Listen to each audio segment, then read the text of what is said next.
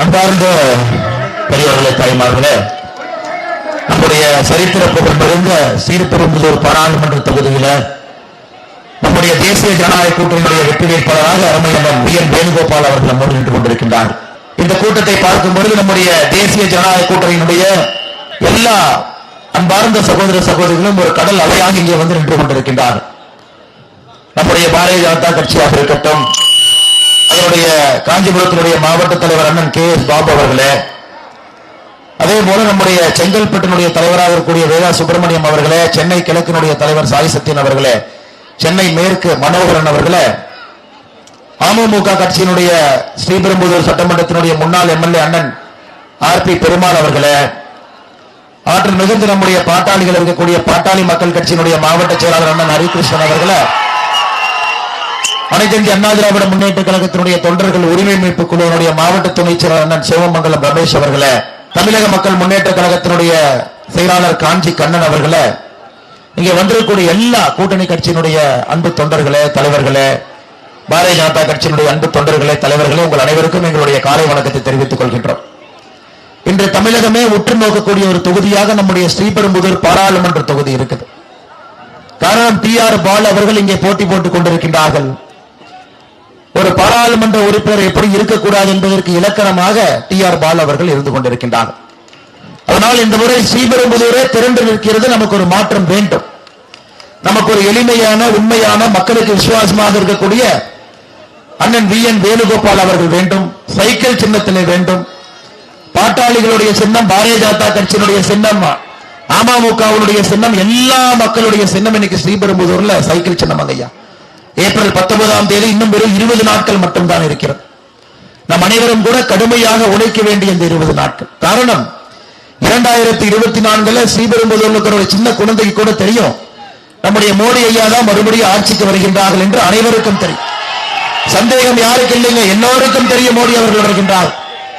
அது மோடி அவர்கள் சாதாரணமா வரலைங்க, 400 எம்பிக்களை தாண்டி வருகின்றார். ஒரு தனி பெரும்பான்மையோடு நம்முடைய தேசிய ஜனநாயக கூட்டணி 400 எம்பிக்களை தாண்டி ஆட்சிக்கு வரப்போகிறது. கடந்த 10 ஆண்டு காலமாக நல்லாட்சியை பார்த்துக் கொண்டிருக்கின்றோம்.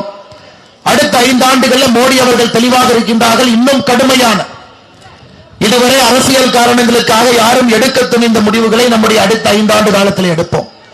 2024 29 வரை நம்முடைய ஆட்சி என்பது இந்தியாவுடைய வளர்ச்சி பாதையை அடியோடு மாற்றக்கூடிய வல்லமை வாய்ந்த ஒரு ஆட்சியில் அமரப்போகின்றோம்.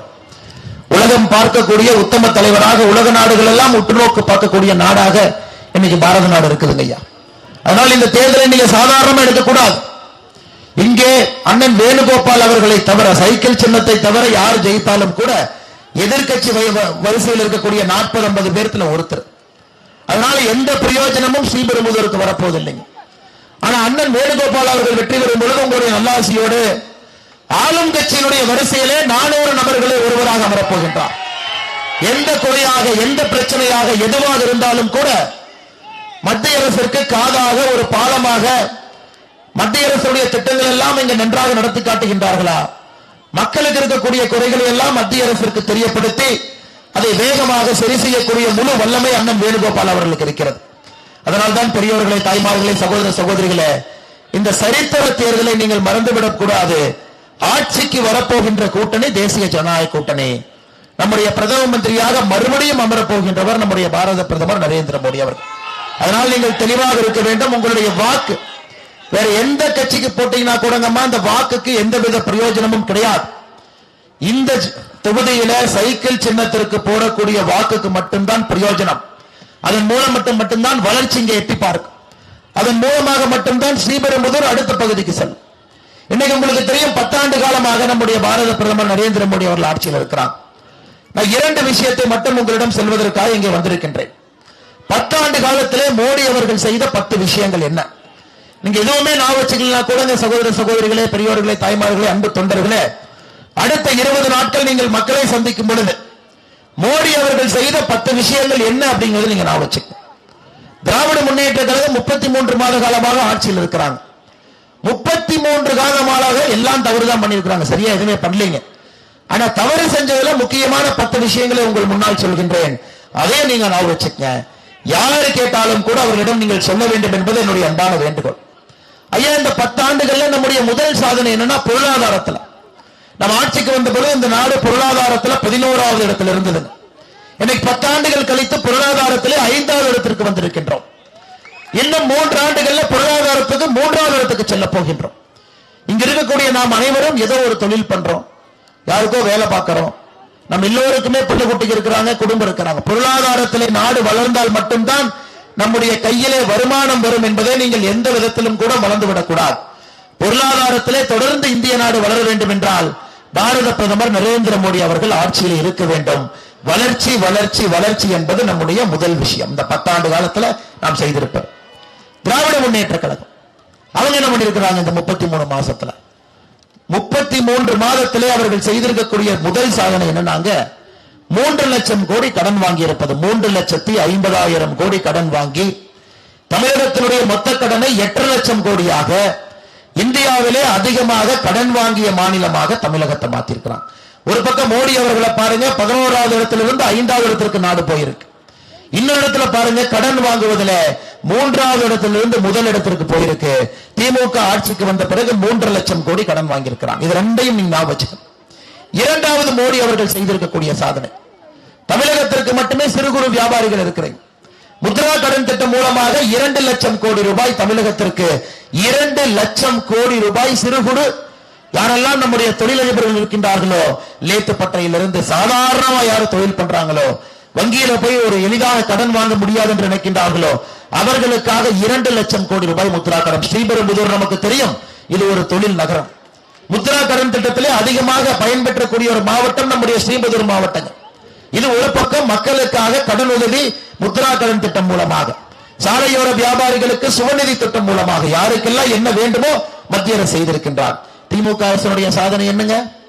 சொத்து வரி உயர்வு இல்லைங்களா, பால் விலை உயர்வு, மின் கட்டண உயர்வு, எந்தெந்த வரி இருக்கோ எல்லாத்தையும் உயர்த்தி திமுகவினுடைய கோபாலபுரம் அவர்களுடைய வருமானத்தை உயர்த்தி கொண்டார்கள். அதான் அவர்களுடைய சாதனை. இந்த 2வது விஷயத்தை நீங்க மறந்துவிடக் கூடாதுங்க. இன்னைக்கு நீங்க பாருங்க, விவசாய கௌரவ நிதி. 3வது விஷயம், நம்முடைய விவசாய பெருமக்களுக்கு 45 லட்சம் விவசாயிகளுக்கு 6000 ரூபாய் வருஷத்துக்கு கொடுக்கிறேன். இதுவரை 15 தவணையிலே தவணைக்கு 2000 ரூபாய், 30,000 ரூபாய் தமிழகத்தில் 45 லட்சம் விவசாயிகளுடைய வங்கி கணக்குக்கு வந்திருக்கு.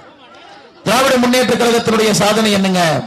விவசாய நண்பர்கள் அவருடைய நிலத்தை சிப்காட் எடுப்பதற்காக வந்தால் அதை எதிர்த்து போராட்டம் பண்ண விவசாயிகள் மீது இந்தியாவிலே ஒரு அரசு குண்டா சட்டம் போட்டிருக்கின்றார்கள் என்றால் தமிழகத்தில் திருவண்ணாமலையில் போட்டிருக்கிறான். விவசாயிகளுக்கு எதிராக அரசாக முற்றிலும் திராவிட முன்னேற்ற கழகத்தினுடைய அரசு மாறி இருக்கிறது. நீங்கள் இதை மறந்துவிடக் கூடாது சகோதர சகோதரர்.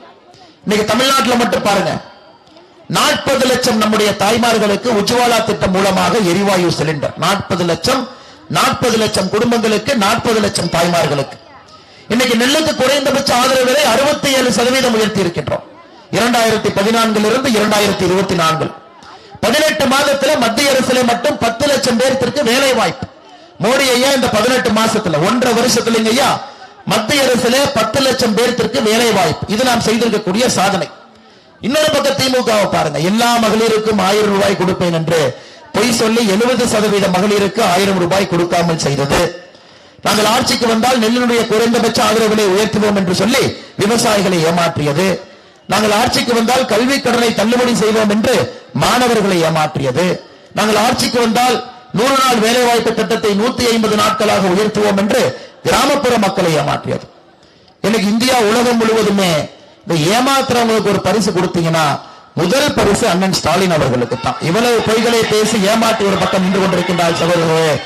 ஏமாற்றுவதற்காக ஒரு குடும்பம் பிறந்திருக்கிறது என்றால் அது கோபாலபுரத்தினுடைய குடும்பம். பொய் சொல்லி தொடர்ந்த ஆட்சி. இன்னைக்கு பாருங்க, இதையே 2024 தேர்தல் அறிக்கையில் அப்படியே மாத்தி நாங்க வந்தா பெட்ரோல் டீசல் விலையை குறைப்போம். ஏற்கனவே அவர்கள் சொன்னது 5 ரூபாய் 4 ரூபாய் குறைப்போம் என்று. ஆனா எதுவுமே சொல்லாம பாரத பிரதமர் நரேந்திர மோடி அவர்கள் பெட்ரோல் டீசல் விலையை குறைத்துக் கொண்டிருக்கின்றார். போன தீபாவளிக்கு 10 ரூபாய் 7 ரூபாய்ங்க, அதன் பிறகு ஒரு முறை, அதன் பிறகு இப்ப 2 ரூபாய். அதே போல கேஸை பொறுத்தவரை எதுவும் சொல்லாமல் இப்ப 400 ரூபாய் மோடி ஐயா சிலிண்டர் வைத்திருப்பவருக்கு, மற்றவங்களுக்கு 300 ரூபாய் மானி. ஆனா திமுகவுடைய 2021 தேர்தல் அறிக்கையில நாங்க ஆட்சிக்கு வந்தால் கேஸ் மானியமாக 100 ரூபாய் கொடுப்போம், ஒண்ணும் இல்லைங்க. நாங்க ஆட்சிக்கு வந்தால் பெட்ரோல் டீசல் விலையை குறைப்போம், ஒண்ணும் இல்லை. யாராவது தைரியமாக ஸ்ரீபெரும்புதூர்ல தைரியமாக மனத்தை திறப்படுத்திக் கொண்டு ஒரு திமுக அமைச்சரை பார்த்து தைரியமா போய் அன்னை குறைக்கிறேன்னு சொன்னீங்க, எப்பனே குறைப்பின்னு கேட்டா நேரங்காலம் சொன்னமா அப்படிமா. 33 மாத காலமாகி வெக்கம் இல்லாம திமுகவுடைய முதலமைச்சர் மக்களை சந்தித்து வாக்கு சேகரிப்பதற்காக 2024 பாராளுமன்ற தேர்தலில் வெளியே வந்திருக்கின்றார்.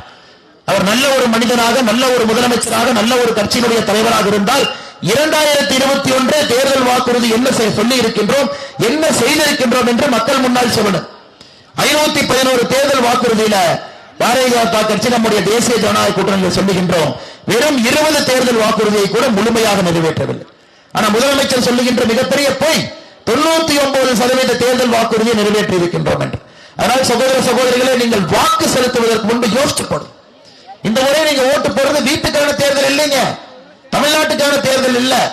இந்த முறை நாம் வாக்களிப்பது நாட்டுக்கான தேர்தல். நம்முடைய நாடு அடுத்த 25 ஆண்டுகள் எப்படி இருக்க வேண்டும் என்பதற்கான தேர்தல்.